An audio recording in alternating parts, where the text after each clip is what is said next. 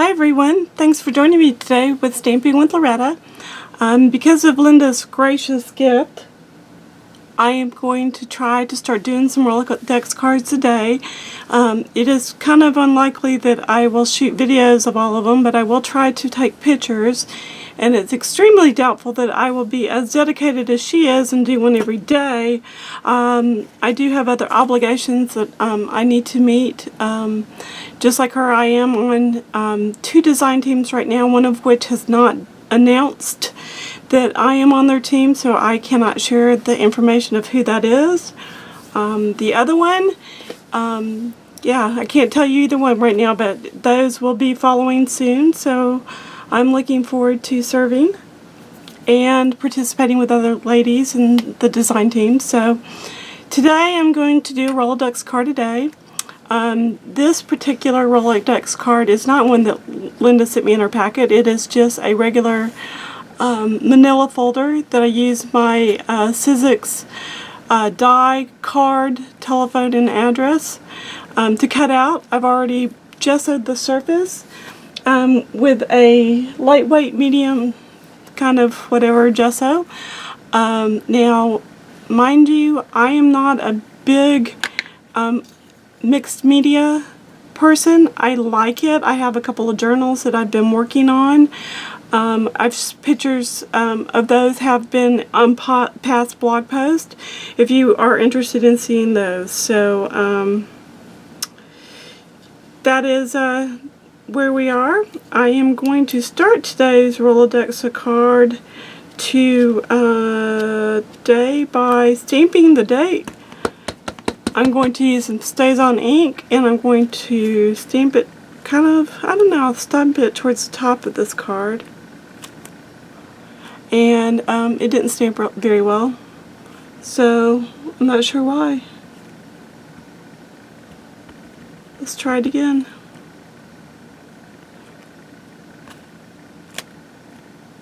Okay, well, it's my very first one, so I do not expect perfection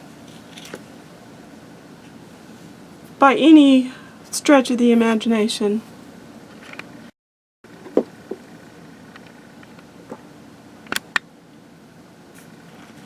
Alright, I turned off the camera there for a moment, and as you can see, I did gesso back over that little area that didn't stamp very well, and I'm going to try to kind of avoid where that is for a few minutes, mostly because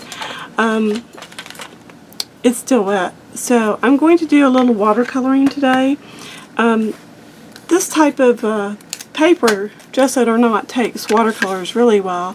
I'm just going to use a regular water-based marker. This one is from Recollections, and I'm going to use the brush end, which is this one down here. I will tell you this, obviously you can see the little symbol that's the brush end, but for even quicker references, if you want to put a dot on the cap of the one that's got the brush, then it's even easier to identify them when you're using them. That's just, you know, simple little tip that you can try. I am going to reach behind you. You'll hear a little noise, and obviously something falling, so I can get the rest of my markers and the blending pen from the set. So what I'm going to do is I'm going to move this out of the way well, no, I'll just leave it there. Okay, so this is just an acrylic block, and I'm just going to scribble some green ink onto my acrylic block in a couple of different shades so that I can pick them up and watercolor with them. Anytime you are doing this technique, especially if you're doing greens for like grass, somewhere on your block add just a little bit of blue. This will just help keep it from being too stark, and it will look a lot more natural. So here we go. You just are going to kind of use the same techniques you would for like even Copic markers. You're just going to pick up the color onto the end of your blender pen in this case, and I'm just going to just roughly get some color down towards the bottom of this Rolodex card. like I said, I'm not a big artist. I'm more of a stamper than I am even a scrapbooker anymore. That even though I will tell you that when I started doing crafts really seriously as an adult anyway, my very first love was scrapbooking, and I hardly ever do it, and I really should. It is a passion. I actually redid a lot of my scrapbooks many years ago when I had a broken leg and I couldn't get out and about very much. So right off your screen I have a little piece of scratch paper to clean off the nibs. They will stain, but it won't affect the markers at all. As you change colors, it's a good idea just take an ordinary baby wipe and clean off your acrylic block of all the ink that's on there. As you can see, I actually used that particular baby wipe to clean up some of the gesso from earlier, so that's not a big deal either. Before we started today, I cut out a couple of things with my die cutting system. This is a Sizzix bird. He's got a little vine in his mouth, and I don't think the wing is really showing up, but it's right there. And so what I'm going to do is I'm going to paper piece him actually a little bit. So we are going to need a little bit of glue, if I can find it. Okay, well, just the gloss accents works just as well. Hopefully this one's not too gunked up. And it is.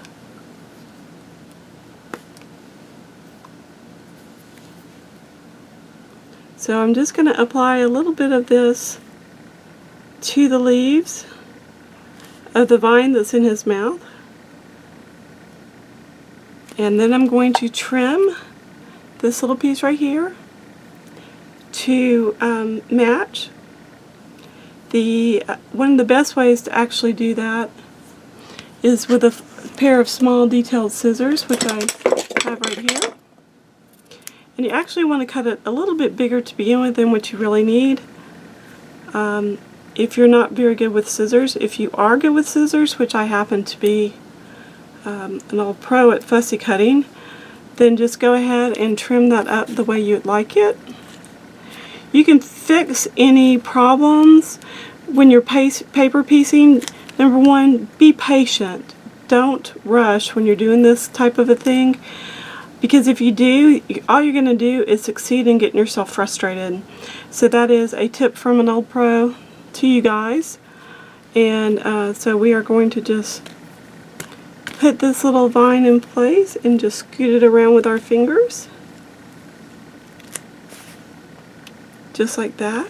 Now I'm going to go in with this lighter of the two green markers that I had out earlier, and I'm just going to color in this part down here,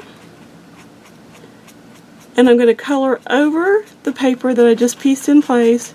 And the only thing this is really going to do is just make it a little bit more realistic, so the color will just be a little bit more consistent from one piece of this into the other.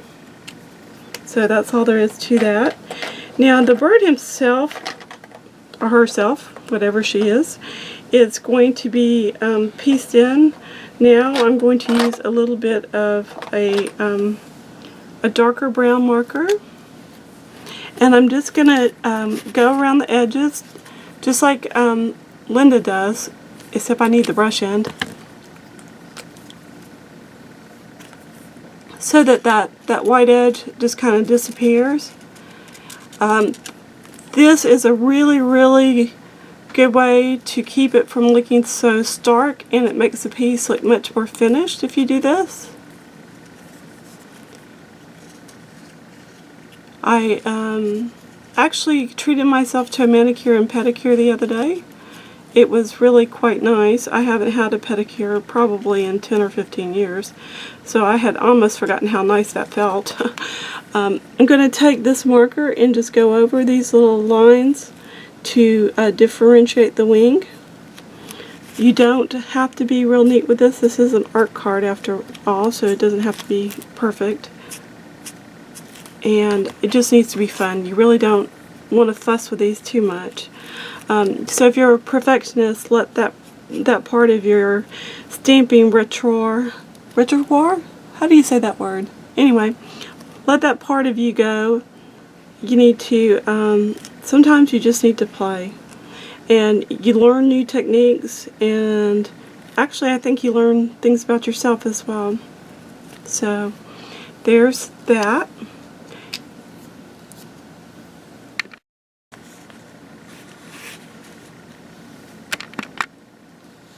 Okay, now I want to add just a little bit of interest in texture. I'm going to use this stamp. It may be Tim Holtz. I'm not 100% sure. I'm pretty sure it's Stampers Anonymous, which is a Tim Holtz, I guess, go-to favorite. And right off camera I have some archival ink in green. What color is this? What's it called? An olive. And I'm just going to ink this stamp up.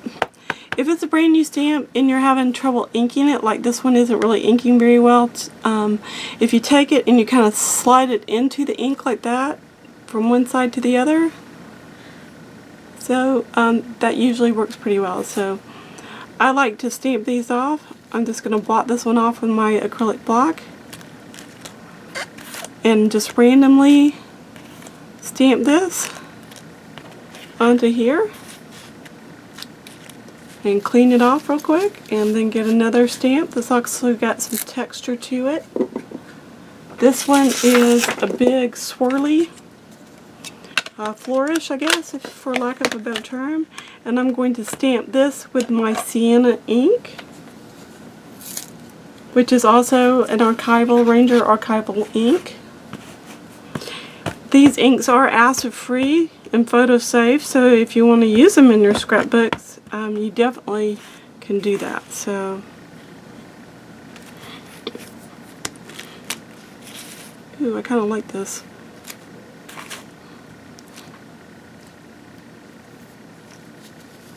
I'll clean off this stamp. It's always a good idea to clean your stamps as soon as you finish using them. It just keeps any ink from building up in this case in the crevices of the red rubber. But if you have clear stamps, I do highly recommend that you use baby wipes to clean your stamps. They don't tend to leave behind any residue. They also don't leave behind a lot as far as the cloth from the baby wipes. So you're pretty much good to go in that regard. So I am going to take our little birdie back, but before I do, I also cut out this little vine for him to sit on, so I'm going to apply some glue, glossy accents, whatever you have out, onto the back of this.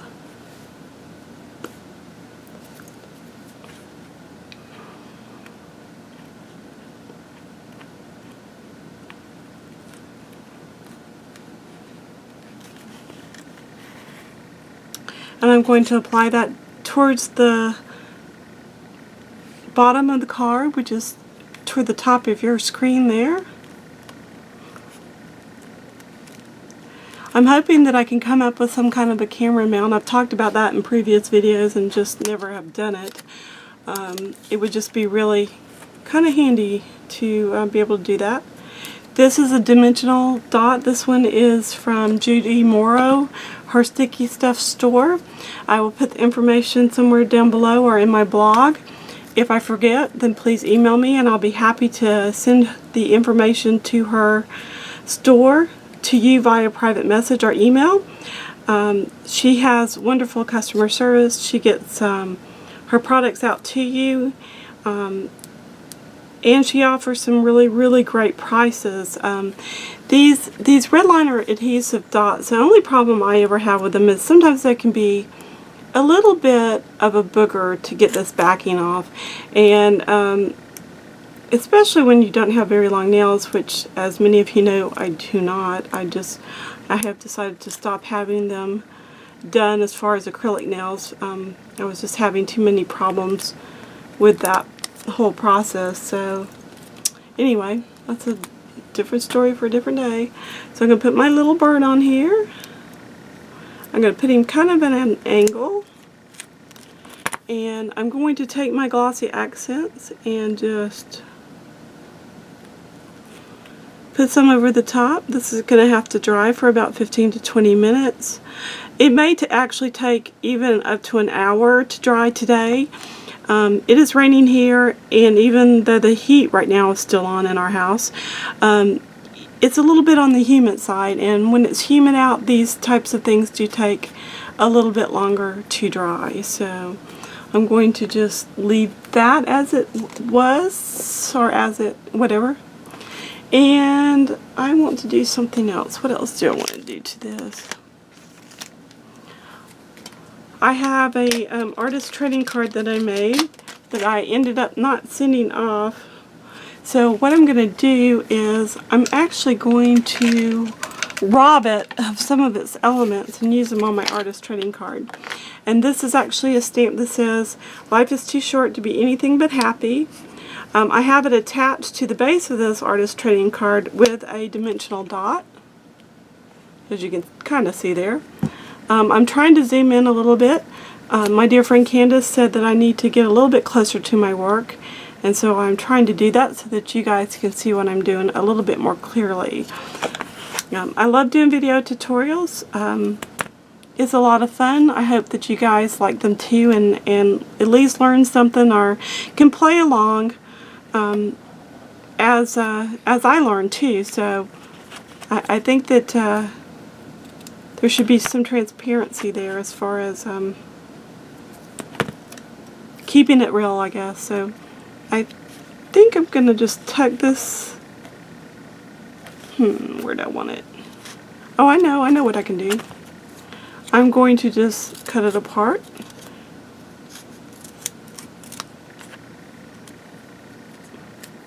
Oh, I really like this idea. And I'm going to take off this dimensional adhesive from the back of it.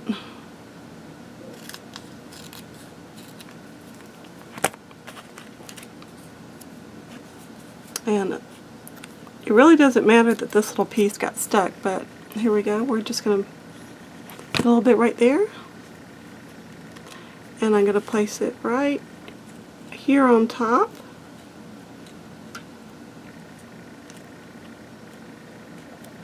And hold it in place for a second so it stays down. There we go. Now we're going to do the bottom one. I do admire all of you ladies and gentlemen who do a lot of the altered art.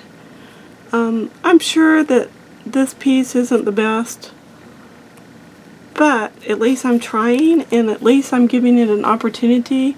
And I want to encourage you to do the same thing. So even if you're like me and you're really not experienced at this, I hope you'll start giving them a try.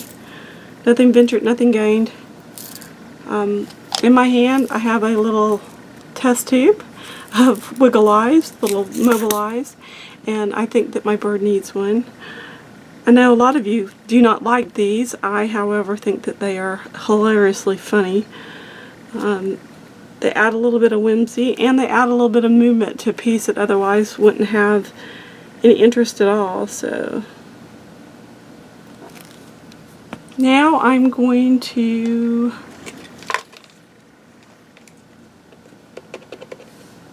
pause this for a second, and I'll be right back.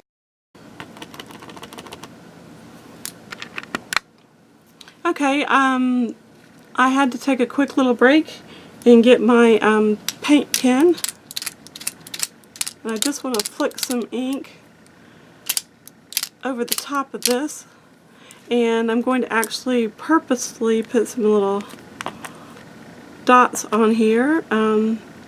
This paint pen is kind of not wanting to cooperate today. This is like the third time I've used it on a project, and it just doesn't seem to want to flow very well, which is, you know, really doesn't matter. It's just needs to be kind of done. So just a few little splotches here and there, add a little texture, a little depth of color, and well, I guess it's not color because it's white, but anyway. Now I'm going to use my Pearl pen by Viva Decor.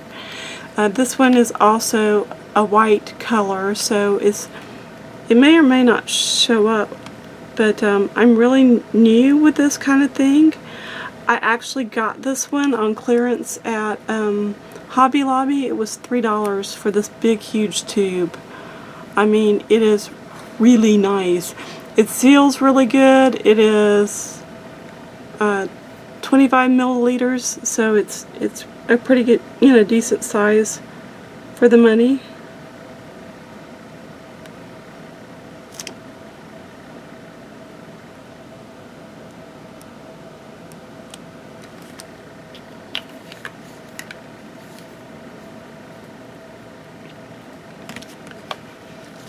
Now I'm going to steal these little hearts off of here.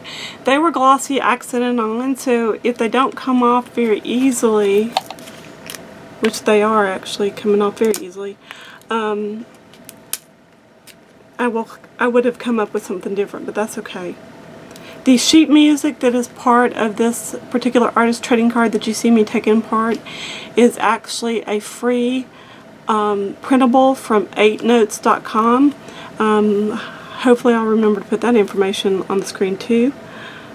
It's a really great source if you need to just print some random sheet music to use as texture and backgrounds and that type of thing. So I even like the fact that some of the paint or the ink came off of these when I removed them from the other piece. That just gives it even that much more texture and interest. So hopefully I haven't rambled too long and bored you all to death. Michelle will be getting in the mail this week one of the coaster post-it note holders. If you're interested in receiving one from me, please send me a private message or leave me a comment on the video where I show the tutorial on those, or down below, either one, even on my blog or Facebook page, so that we can kind of work together, if you will, and get a few more of those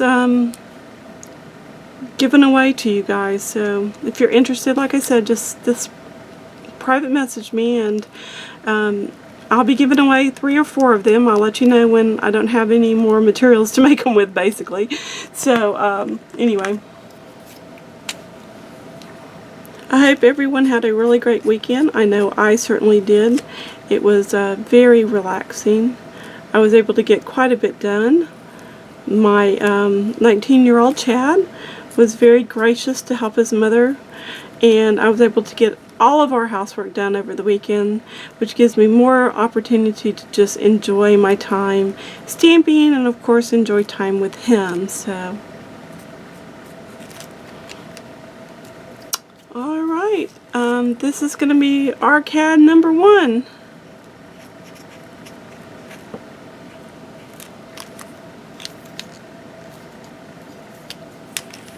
Today's the 7th. I'm going to let this dry.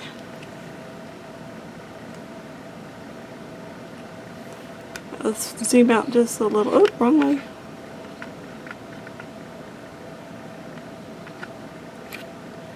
I'm going to let this dry. I'll take still pictures for the blog.